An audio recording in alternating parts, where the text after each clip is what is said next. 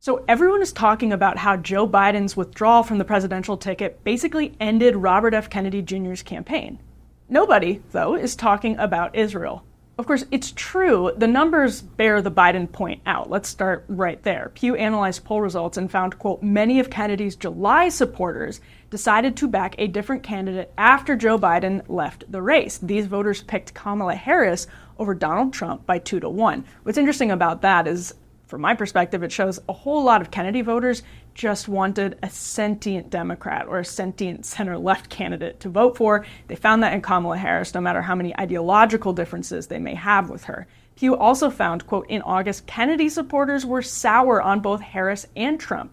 61% said they had an unfavorable view of both candidates, and yet they went for Harris by a 2-1 margin. Nate Silver, meanwhile, notes that Kennedy's decision to endorse Trump appears to have helped both Trump and Harris, but just a bit. So this is a quote from Silver. Trump has gained slightly more than Harris from the change, although it's pretty minor, a net gain of 0.3 percentage points, Silver wrote recently. Now, Kennedy could have made a significant difference in swing states, even with single-digit levels of support from voters, had he remained in the race. And that's really important. Think of Jill Stein in 2016 with Pennsylvania and Wisconsin.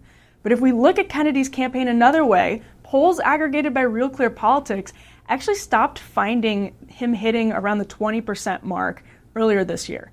Both The Hill and 538 found his favorables and unfavorables trending in the wrong direction, actually right around the same time as well.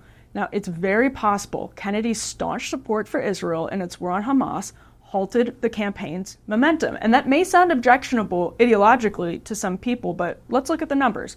When my friends Crystal and Sagar pressed RFK Jr. on the issue at Breaking Points back in mid-December, here's how he responded. Hamas is a criminal enterprise. Sure. Yes. The Palestinian, and you talk about solutions for the Palestinian people. The Palestinian people are arguably the most pampered people by international aid organizations in the history of the world. Are you kidding me? No, Even before this war, 78% of people in Gaza said they had, not enough food to eat. Right. And why is that? Why are you blaming Israel? In part, it's Hamas, and in part, it's the fact that Israel imposed a blockade and talked about putting them on a diet. If your neighbor, first of all, Israel has no obligation. Israel built 3,000 hothouses and gave them for greenhouses.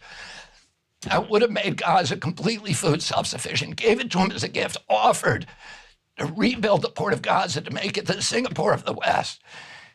Hamas said, no, we don't want Jew money, we don't want Jew ideas. Now look at this poll from Pew. Young voters who Pew notes disproportionately supported RFK Jr.'s campaign are much more likely to sympathize with Palestinians than Israelis. To some extent, it's going to be impossible to quantify how much all of this influenced the Kennedy campaign, but it's interesting, though, given the timeline. As the calendar turned from 2023 to 2024, Gaza remained front and center in the news, and pressure grew on Israel to complete its post-October 7th mission. Gallup found huge declines in support for Israel among young voters and independents from 2023 to 2024. That was a critical demographic for Kennedy. While more Americans overall remain favorable to Israel, the reality is that young Americans are just different on this. Kennedy's opposition to NATO expansion and his opposition to continued support for Ukraine gelled with his reputation as a peacemaker, along the lines of how we remember his father. It may not be fair to say he isn't a peacemaker, but that's another debate. What's certain is that many people, especially young people, see conflict between those two positions, especially on the most basic level of vibes, silly as it sounds. Hypothetically, it's easy to imagine RFK Jr. taking a position closer to the Israel skeptics in his base and snowballing into the popular candidate of young Americans. Think about college campuses. This issue is an extremely complicated one for Kennedy, of course. That is well worth mentioning in this context. Though Kennedy doesn't believe Sirhan murdered his father, that is the official narrative. Sirhan is Palestinian, and some have speculated that he killed Bobby Kennedy Sr. over his support for Israel.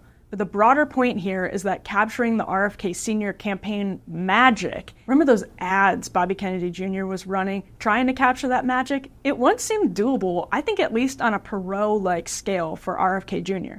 But in 2024, even hardcore anti-establishments can't consolidate the anti-establishment vote. And that may be the real lesson here. If you like this video, make sure to subscribe to the Undercurrents channel and click that notification button as well. It helps us keep doing independent journalism. We appreciate it so much.